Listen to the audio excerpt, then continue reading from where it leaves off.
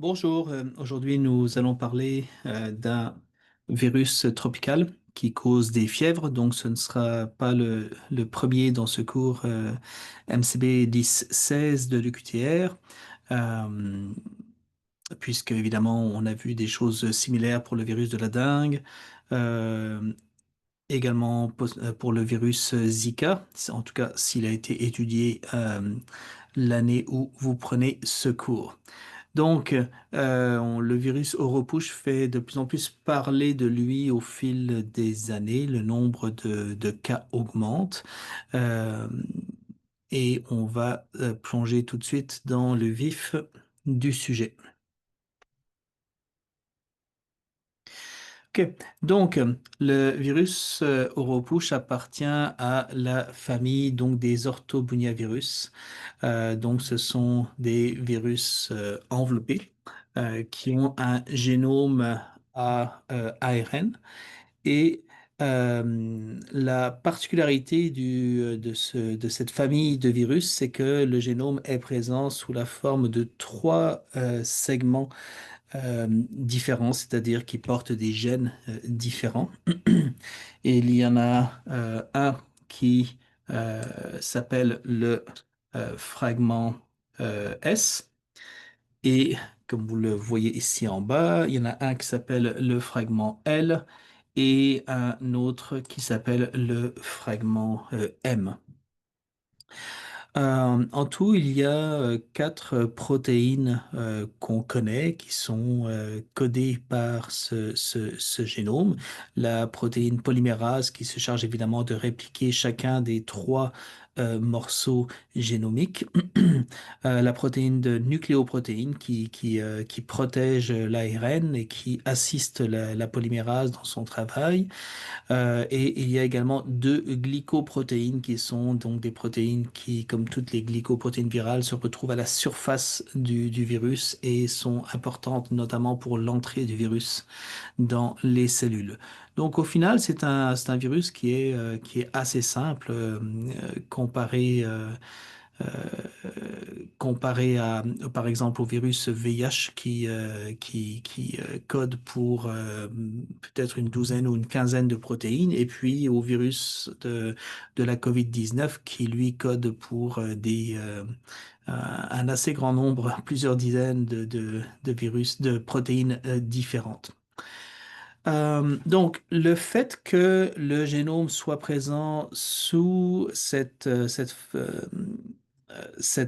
configuration de trois morceaux d'ARN entraîne la possibilité de réassortiment indépendant. Donc, qu'est-ce que c'est le réassortiment indépendant? Eh bien, c'est un phénomène qui permet une évolution rapide de ces virus. Donc, ce phénomène va se produire lorsque deux souches différentes de ce virus vont infecter la même cellule. Donc, quand on parle de deux souches différentes, c'est-à-dire qu'évidemment, il va y avoir des mutations qui vont les distinguer. Donc, dans les virus qui vont être produits à partir de cette cellule infectée par les deux souches virales différentes, il peut y avoir des virus descendants qui vont contenir, par exemple, deux morceaux génomiques provenant d'un virus parental et puis le troisième qui proviendrait de l'autre virus parental. C'est un phénomène similaire se produit pour le virus de la grippe. Euh, c'est un phénomène très connu qui se produit assez régulièrement. Donc voilà, comprendre qu'il y a cette possibilité d'évolution rapide et on va voir pourquoi est-ce que c'est pertinent dans les épidémies récentes d'Europush.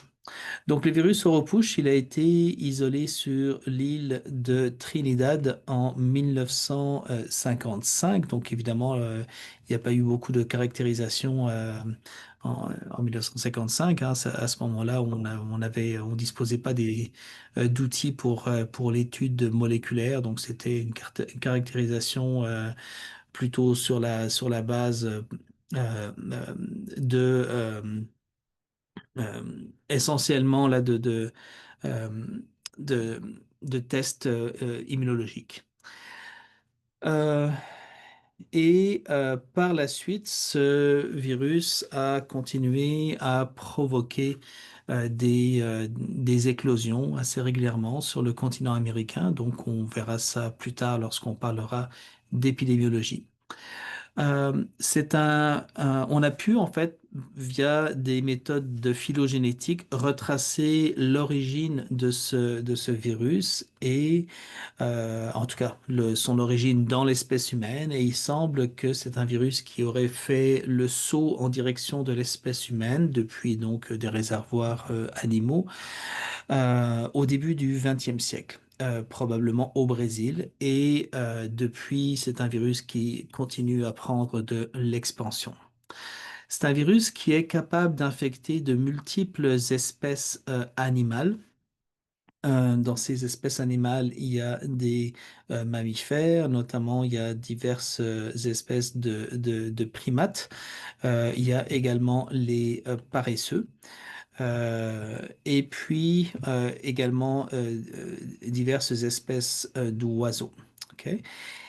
Euh, et donc, le virus se propage parmi ces animaux sauvages. Ça, c'est ce qu'on appelle le cycle sylvatique. OK? C'est une expression qu'on a rencontrée pour d'autres maladies dans ce cours ou que vous allez rencontrer lorsqu'on va voir d'autres maladies.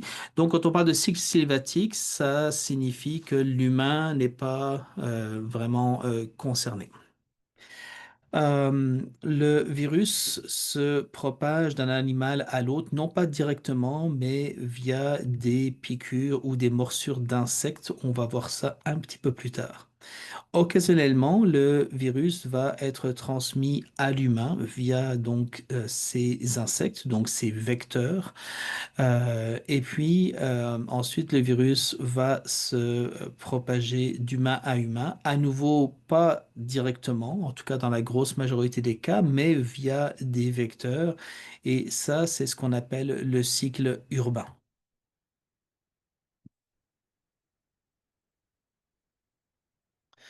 Donc parlons un petit peu plus de ces vecteurs qui sont responsables de la transmission du virus Oropouche. En passant, ce virus Oropouche, vous l'avez peut-être vu sur la diapo précédente, on appelle ça, je vais revenir un petit peu, on appelle ça Voro dans sa version française et Orov donc dans la version anglaise. Et la maladie qui est causée par ce virus, c'est la fièvre Oropouche. Ok, donc l'insecte qui est principalement, dont on pense en tout cas qu'il est principalement responsable de la propagation du virus dans l'espèce humaine, donc là ici on parle du cycle urbain, c'est non pas un moustique mais un moucheron dont le nom latin est Culicoides paraensis. C'est un petit insecte d'environ 2-3 millimètres. C'est un insecte qui est dur. Il pique souvent, pardon, il ne pique pas, il mord souvent le matin. Le fait qu'il soit dur et le fait qu'il soit de petite taille et donc qu'il traverse facilement les moustiquaires, eh bien évidemment, ça rend la protection contre cet insecte difficile et même très difficile. Euh, Aussi, on a pu observer que c'est un insecte qui est, enfin, on a trouvé, il est relativement rare de trouver du virus dans cet insecte. Donc, c'est un des arguments qui ont été avancés pour proposer que d'autres insectes pourraient également servir de vecteur pour ce virus. Et effectivement, plus récemment, de plus en plus, on a des preuves que différents genres de moustiques, notamment les genres bien connus de Culex et Aedes, transmettent sont capables également de transmettre ce virus et ils sont importants notamment dans donc le cycle sylvatique. Donc, euh, c'est ces insectes-là, ils ont en commun que, bon, ça c'est moins évidemment pertinent pour ce cours. C'est plus de la biologie de base, mais je veux juste souligner qu'ils ont en commun que lorsqu'on est piqué par un moustique ou qu'on est mordu par un culicoïdes, c'est toujours la femelle qui nous attaque et c'est en lien évidemment avec la reproduction de l'insecte. Donc les femelles au moment de la reproduction ont besoin de davantage d'énergie et donc vont aller prélever du sang humain. Je voulais aussi ajouter pour ces moucherons, j'ai oublié de vous donner une petite précision. Quand je disais que la protection était difficile, ben c'est tellement vrai que beaucoup de gens ont rapporté avoir été mordus par cet insecte dans leur maison. Ok. Donc c'est ça, c'est la situation évidemment bien différente avec le moustique où c'est souvent on est capable d'avoir de la protection dans la maison et c'est plutôt à l'extérieur qu'on va être piqué. Ok, donc, donc vous voyez que il y a une versatilité qui est notable pour ce virus en termes du vecteur qui est capable de le transmettre. Cette situation est assez différente de ce qu'elle est, par exemple, pour le virus du Nil occidental, ou bien la dengue, ou bien la fièvre jaune, ou Zika. Dans tous ces cas-là, c'est souvent concentré sur des moustiques avec assez peu d'espèces différentes. Je voulais aussi vous montrer la distribution sur le continent américain de Culicoides paraensis. Donc, en théorie, toutes ces régions grises, incluant tout le sud-est des États-Unis, tout le Mexique et puis à peu près toute l'Amérique du Sud, seraient sujettes à des éclosions de repouches, ok, puisque le vecteur est présent.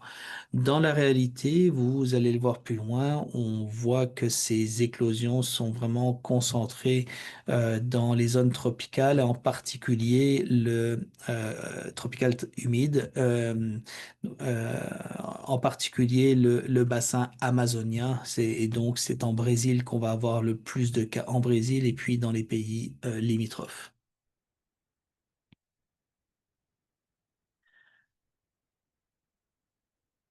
Donc, parlons un petit peu des symptômes de la fièvre Oropush, donc qui est la maladie causée par le virus Oropush. Et puis des mécanismes de pathogénèse. On n'entrera pas très en profondeur dans la pathogénèse. Les symptômes, malheureusement, sont pas très distincts de ceux de plusieurs autres infections qui sont acquises via des vecteurs, donc souvent en zone tropicale, et qui vont également causer des fièvres, en particulier donc le virus de la dengue. Et ça complique beaucoup le diagnostic exact de cette infection, le diagnostic correct. Donc la période d'incubation, elle est de quelques jours, ce qui est bon, typique évidemment pour une maladie virale. Et suite à cette période d'incubation, les symptômes, s'ils apparaissent, vont durer entre 2 et 7 jours, ce qui là aussi est assez typique pour ce genre d'infection. Les symptômes qui sont communs, comme vous voyez, vous allez voir, c'est très peu spécifique. Il y a de la fièvre. La fièvre, elle est modérée. Donc, on parle d'environ 39 degrés.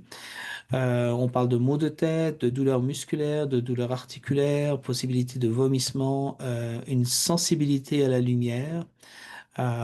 Donc ça, c'est peut-être quelque chose qui est un petit peu plus spécifique pour cette maladie, mais qui se retrouve pas dans tous les cas. Un peu moins fréquemment, on va avoir des éruptions cutanées, un petit peu comme pour le virus de la dengue. Et Zika, on va avoir de la perte d'appétit, des saignements, notamment au niveau des gencives, des pétéchies. Donc les pétéchies, ce sont des petites taches euh, qui sont causées par des ruptures de vaisseaux sanguins. C'est associé en général à de l'inflammation qui touche la circulation sanguine, qui rend les vaisseaux sanguins plus fragiles et plus perméables. On a des complications qui sont plus rares, notamment quelque chose de notable qui est la ménorrhagie, c'est-à-dire des saignements menstruels qui sont plus forts que la normale et qui ne s'arrêtent pas, qui vont être prolongés là, d'une façon anormale et inquiétante, évidemment. Dans des cas encore plus rares, il va y avoir des possibilités de méningite. Ok. Donc, bon, les méningites, ce sont des inflammations des méninges. Ça, ce sont les membranes qui entourent le cerveau. Les conséquences de méningite peuvent être sérieuses, surtout chez des jeunes enfants ou des personnes immunodéprimées. Et on sait que la méningite, dans le cas de cette infection à Oropouche, elle s'explique par l'infection du système nerveux central par le virus lui-même. Donc, c'est pas une conséquence indirecte, c'est vraiment un effet direct de l'infection du cerveau. Et ça, on a pu le prouver par l'isolation directe du virus à partir du liquide céphalorachidien, donc en effectuant une ponction lombaire. Euh, Dans environ 60% des cas, il y a un phénomène intéressant qui est un phénomène de récurrence de la maladie. C'est-à-dire que les gens vont être malades, vont avoir des symptômes, il va y avoir un rétablissement, mais un certain temps après, puis on ne parle pas de plusieurs mois plus tard, on parle à l'intérieur du premier mois, il va y avoir à nouveau apparition des symptômes. Donc, ça, c'est un phénomène qu'on ne s'explique pas tellement pour le moment. C'est probablement une réactivation du virus, mais c'est pas non plus impossible que dans un bon nombre de cas, il s'agisse tout simplement de réinfection lorsque la personne vit encore dans le lieu où elle a été infectée une première fois. Les décès sont considérés comme très rares. Euh, le premier décès a été rapporté, si je me souviens bien, l'an passé, en 2024. Il est possible, évidemment, qu'il y ait eu des décès dans le passé qui n'aient pas été bien diagnostiqués, ok? Mais en tout cas, c'est vraiment pas quelque chose de fréquent. Donc, c'est une infection avec un pronostic qui est souvent favorable, mais on va voir que la grosse exception, c'est dans le cas de transmission verticale. Donc, on va passer tout de suite à ce point. Donc, la transmission verticale, je vous rappelle que ce sont toutes les transmissions, en fait, pas toutes les transmissions, mais certains mécanismes de transmission de la mère à son enfant.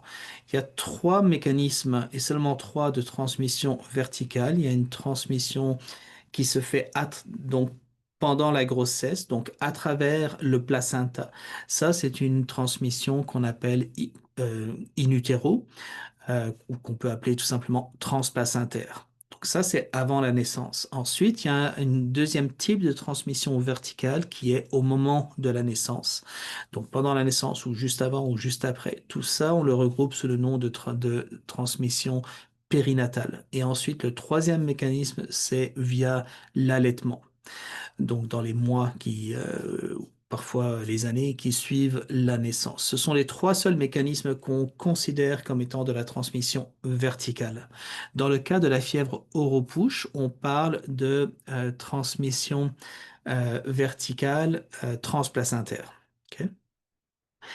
Et on a maintenant de plus en plus de preuves que le fœtus va être effectivement infecté par ce virus. Et ça a été confirmé par le fait que on a pu trouver chez des nouveau-nés qui naissaient avec des signes d'infection virale. Ok. Et je vais en parler dans quelques secondes. On a pu trouver des anticorps spécifiques chez le bébé au virus Oropouche, prouvant qu'il y avait eu une infection de bébé et pas seulement de la mère. Euh, donc, quelles sont les conséquences de l'infection du fœtus? Parfois, ça peut résulter en une fausse couche. Donc, le terme, mais un des termes médicaux pour ça, on parle plutôt d'avortement spontané. Donc, évidemment, là, on parle du décès du fœtus. Et il peut y avoir également une gamme de symptômes neuronaux qui peuvent être perçus avant même la naissance, mais le plus souvent, ils vont être évidemment constatés à la naissance. Et dans les cas les plus extrêmes, pour les bébés survivants à l'infection, ce serait des cas de microcéphalie. Alors, si vous avez étudié le virus Zika, vous connaissez bien la microcéphalie. C'est littéralement une atrophie du cerveau qui est causée par une infection directe de cellules du cerveau, notamment des progéniteurs neuronaux. Et c'est quelque chose qui se mesure, enfin qui se constate et qui se mesure très facilement à la naissance. Donc, je suis allé chercher un article très récent, donc de 2025, qui montre un exemple d'un bébé qui naît avec une microcéphalie, un bébé qui était positif donc pour l'infection à Oropouche. Et par imagerie, on peut voir également que le cerveau est plus petit. En tout cas, pour certaines parties du cerveau, il y a moins de problèmes ici au niveau postérieur, mais toute la partie supérieure est beaucoup plus petite. Donc, comme vous vous en doutez, il y a tout un tas de conséquences catastrophiques au fait d'avoir un cerveau atrophié de cette façon.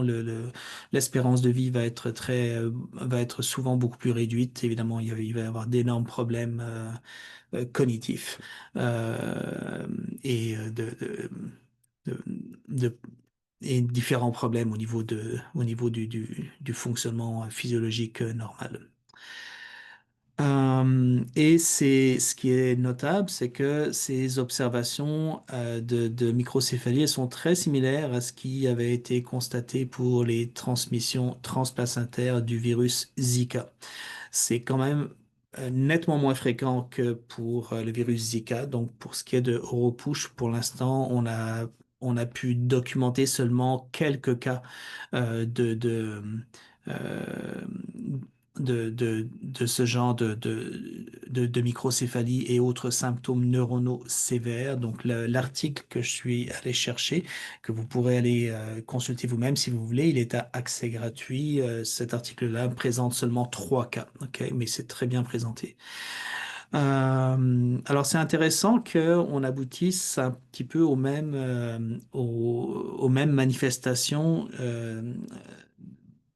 que le virus Zika, considérant que ce sont deux virus qui sont quand même assez différents, qui appartiennent à des genres différents. Ils sont pas du tout dans la même famille de virus et ils sont transmis par des vecteurs différents. Euh, alors, voici ce que je voulais dire pour ce qui est de la pathogénèse. Donc, on va maintenant voir relativement rapidement différents points de diagnostic, de traitement, de prévention. Et je dis rapidement, c'est parce que dans le fond, il y a pas énormément, il y a pas grand-chose qui est disponible. Donc, au niveau du diagnostic, de plus en plus, il est fait par PCR. Donc, évidemment, comme c'est un virus à ARN, on va parler de RT, c'est-à-dire reverse transcription. Il faut d'abord convertir l'ARN du génome viral en ADN pour pouvoir effectuer la réaction de PCR. Et puis le Q, c'est pour quantitatif. Ok. Euh, on a également des tests sérologiques. Donc, les tests sérologiques, ils vont être basés sur la détection de protéines du virus via des anticorps spécifiques ou plus souvent la détection d'anticorps dirigés contre ce virus chez les personnes qu'on soupçonne être infectées. Dans les deux cas, il y a plusieurs tests immunologiques qui peuvent accomplir ça. Les plus connus, ça va être l'ELISA et puis le test de détection rapide. ELISA, ça, souvent pour détecter les anticorps. Test de détection rapide, c'est plutôt pour détecter des protéines du virus, c'est-à-dire des antigènes. Il y a également d'autres tests qui existent. Je vais pas rentrer là-dedans en détail. Ce qu'il faut savoir au niveau de la santé publique, c'est que ces tests-là, ils sont pour le moment été développés par des agences de santé, des laboratoires universitaires, des laboratoires de recherche, mais qu'il n'y a pour l'instant aucun test de dépistage d'Europush qui serait disponible commercialement. Alors évidemment, ça limite beaucoup les capacités de diagnostic de cette maladie. Pour ce qui est des tests sérologiques, quand on recherche des anticorps contre le virus, ce sont généralement, comme pour bien d'autres maladies, ce sont les IgM qu'on va rechercher. Pourquoi? Parce que lorsqu'on est infecté par un virus, les premiers anticorps que nos lymphocytes B vont produire, ce sont des IgM. Donc l'IgM est représentatif d'une infection récente par un pathogène donné. Évidemment, c'est ce qui nous intéresse le plus. Ok. Euh, Ensuite, pour ce qui est donc évidemment les tests sérologiques qui sont toujours faits sur des échantillons de sang, enfin plus précisément de sérum.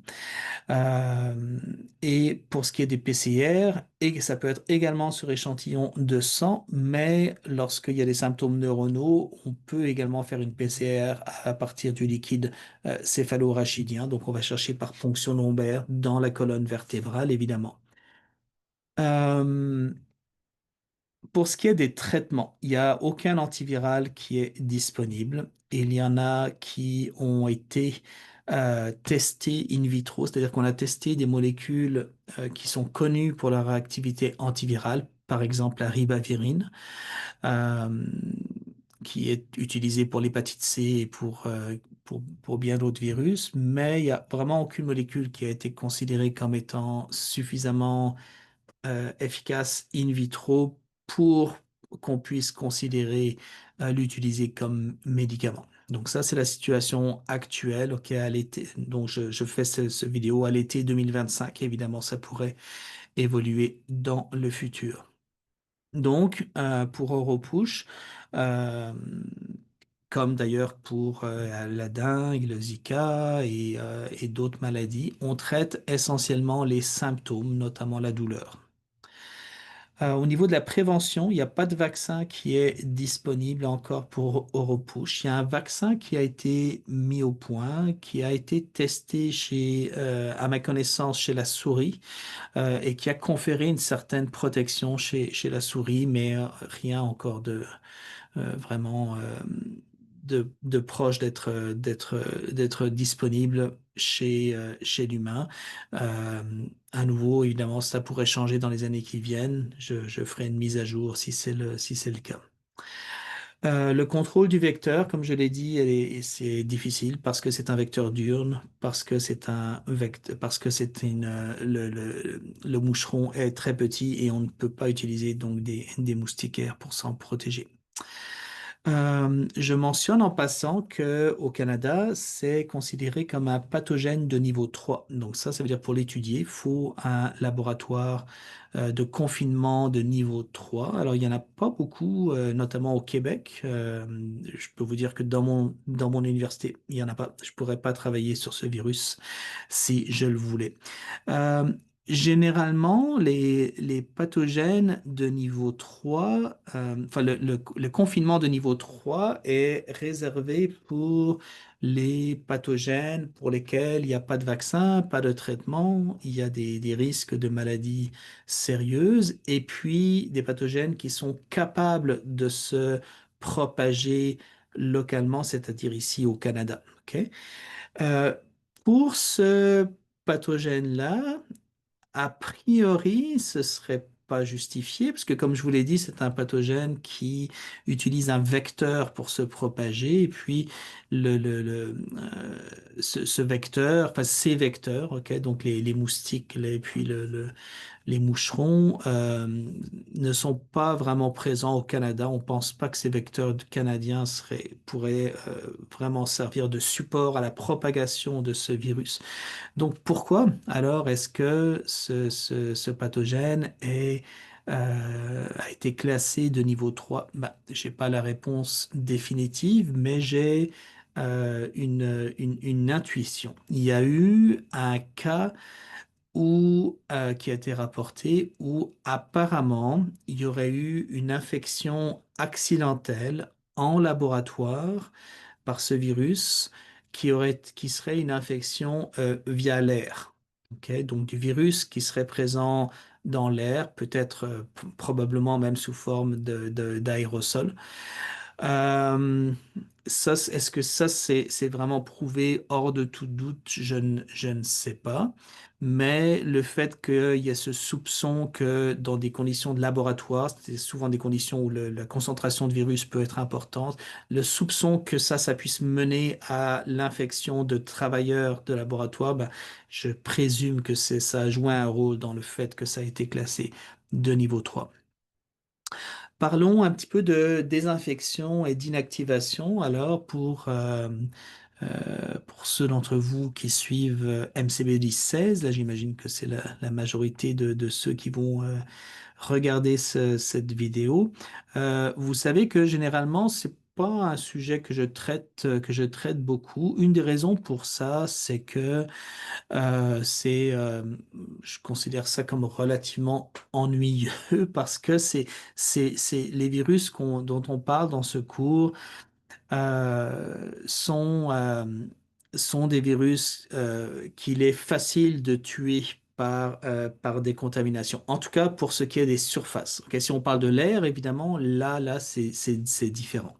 Euh, mais si on parle de surface, les virus enveloppés tels que ceux qui causent dengue, Ebola, Oropouche, etc., se tuent facilement. Donc, là, pour une fois, je vais prendre le temps de faire une petite liste du genre de produits qu'on peut utiliser pour tuer ce virus, donc des procédures de désinfection. Puis ces produits-là sont tous très efficaces contre le virus Oropouche et les autres virus enveloppés. Donc là, je rappelle en passant que les virus, même si c'est contre-intuitif, les virus enveloppés sont en réalité plus fragiles aux agressions physiques et chimiques que les virus non enveloppés. Donc, parmi les désinfectants qu'on peut utiliser, on peut utiliser l'hypochlorite de sodium, qui est tout simplement le Clorox ou eau de Javel.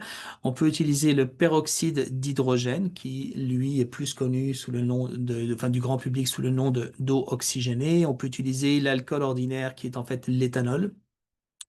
On peut utiliser l'isopropanol, qui est connu du grand public sous le nom d'alcool à friction. On peut utiliser tout ce qui est des solvants du type formaldéhyde, formaline, parafordaldéhyde, etc. Ça, ce sont des solvants très toxiques. C'est pas quelque chose qui est mis à disposition du public, mais dans l'industrie, ça peut être utilisé. Aussi, tout ce qui est surfactant, et je vais rentrer là-dedans, tout ce qui est du type détergent, détersif. Donc, on a par exemple le Twin, qui est un surfactant bien connu, mais je vous dirais que la plupart des savons vont être efficaces pour éliminer ces virus. Également, les composés d'ammonium quaternaire, ce sont les composés qu'on trouve dans la plupart des solutions de décontamination. Donc tout ça va être très efficace. Ok. Donc vous comprenez pourquoi je l'aborde généralement pas parce que je ferais juste répéter cette liste et ce serait ennuyeux pour tout le monde.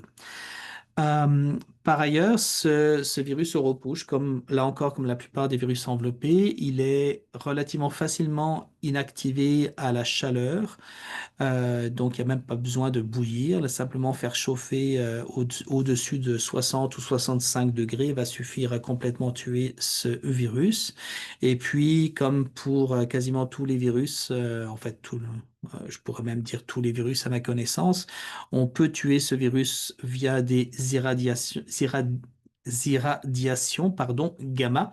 Donc ça, c'est un type d'irradiation qui est fréquemment utilisé pour assurer la stérilité, notamment de certains produits médicaux. Donc, si vous achetez, par exemple, des seringues, ok, des seringues en plastique, elles vont venir dans un paquet en plastique et si vous regardez ce qui est écrit en petit sur le côté, ce sera certifié que ça a été soumis à irradiation gamma pour assurer la stérilité. Voilà, les irradiations gamma, je le rappelle, là aussi, si au besoin, ce sont des rayons qui vont s'attaquer au génome des virus, donc ils vont introduire des dommages dans l'ARN ou dans l'ADN de ces virus. Donc parlons un petit peu d'épidémiologie, parce qu'évidemment l'épidémiologie, c'est toujours ce qui va m'amener à inclure un pathogène donné dans un cours. Donc la première éclosion, comme je l'avais dit plus tôt, s'est déroulée sur l'île de Trinidad en 1955. C'est à cette occasion qu'on a isolé le virus. En passant, Oropush, c'est le nom d'un village sur l'île de Trinidad. Et ici, on voit les éclosions qui se sont déroulées entre 1955 et 2020. Donc, vous voyez que bon, il y en a eu quelques dizaines et la grosse majorité ont eu lieu au Brésil et les pays limitrophes, comme par exemple le Pérou, a également été touché. La Guyane française a été touchée, Haïti. Il y a eu deux éclosions différentes au Panama. Donc là, on parle jusqu'en 2020. OK. Lorsqu'il y a des éclosions, on constate que parfois elles peuvent être de grande ampleur, c'est-à-dire qu'elles peuvent toucher jusqu'à environ un tiers des habitants d'une localité particulière. On ne parle pas de l'ensemble d'un pays ici, on parle vraiment d'éclosions localisées. Une des plus grosses épidémies qui a pu être étudiée s'est déroulée au Brésil en 1980 et on a estimé que 100 000 personnes ont été touchées. Bon, quand je parle de ces chiffres-là, de 30% d'une éclosion de 100 000 personnes, en réalité, on n'a pas vraiment d'idée claire de combien de personnes sont touchées. Il faut comprendre que on fait des tests pour diagnostiquer Oropush lorsque des gens ont des symptômes, mais on ne sait pas encore très bien quel est le pourcentage de gens qui n'ont pas de symptômes. Donc, quel est le pourcentage de gens asymptomatiques? Parce qu'évidemment, si la réalité c'est qu'il y a 90% de cas asymptomatiques, ben, quand on a une épidémie de 10 000 cas confirmés, ben, en réalité, on avait peut-être 100 000 cas réels. Alors, ça, c'est un aspect du problème. Évidemment, l'autre problème, c'est que souvent, donc, comme je l'ai déjà dit, je pense deux fois, c'est une maladie qui est mal diagnostiquée parce que les symptômes ne sont pas très spécifiques et ressemblent trop aux symptômes de la dengue et d'autres fièvres tropicales. Alors, ce qui m'a réellement amené à inclure Oropush dans ce cours, c'est une épidémie qui est encore, à l'heure où je fais cette vidéo, l'épidémie est en cours. Elle a commencé en 2023 au Brésil et s'est répandue rapidement dans des pays limitrophes. Euh, et l'épidémie était bien plus forte que ce qu'on avait constaté dans les années précédentes. Ok. L'épidémie s'est poursuivie en 2024. Donc, euh, ici, ce qu'on a en bas à gauche, je sais que c'est très petit là pour ce qui est de voir la légende, c'est le nombre de cas confirmés de Oropush euh, par semaine pour toute l'année 2024. Ok, donc l'épidémie avait commencé fin 2023, mais là on n'a pas j'ai pas ces chiffres-là ici. Donc ça, c'est la semaine 1 de 2024 et on va ici jusqu'à la dernière semaine de 2024. Donc vous voyez que pendant toute la première moitié de 2024, il y avait à chaque semaine euh, des centaines de cas. Ok. Il y a eu une diminution assez forte à l'automne 2024, mais à nouveau une progression très notable fin 2024 et qui continue en 2025. Euh, alors, pour ce qui est des pays concernés, ici en bleu, je sais que vous ne voyez probablement pas, mais tout ce qui est en bleu foncé, là, la couleur principale, c'est le Brésil. Donc le Brésil est vraiment le pays qui connaît le plus de cas.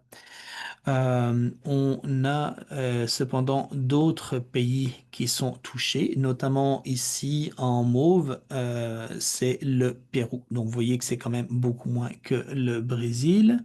Et puis en vert, si ce serait ici l'Équateur. OK? Euh, il devrait y avoir également quelques cas au Panama, mais qu'on ne voit pas bien. Là encore, j'en suis désolé. Donc, juste à retenir que, encore une fois, la plupart des cas sont au Brésil. Enfin, vous voyez ici, on a la carte qui montre le nombre de cas avec un gradient de couleur. Donc, la plupart sont au Brésil. Des pays limitrophes sont touchés. À partir de euh, en 2024, plus précisément là dans la deuxième, à partir de l'été, on va dire 2024, le Cuba est également touché. Donc Cuba, c'est en rouge ici. OK?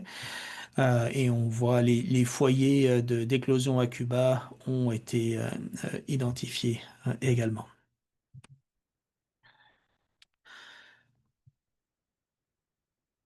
Donc, euh, ce qui est frappant avec cette épidémie, c'est que on a pu isoler et étudier la souche virale.